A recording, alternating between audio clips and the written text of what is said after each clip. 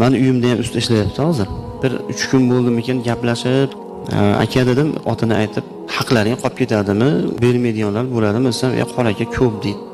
Ko'p deydi. Ustani ishlatib, xosatan bizni ham ishlatib, haqqimizni oxirigacha bermaydi deydi. Ishchi ishlasang, ertaga beraman demang, kechasi bering. Peshona turib teri, mana u peshonada ishlasa, peshonasi terlab, badani ho'l bo'ladi. Ana shu peshona terisi qurimay turib berish kerak. Peshona terisi qurimay, ustani ishlatib bermasangiz, u siz zulm qildingiz. Siz zolimsiz, usta mazlum bo'ladi.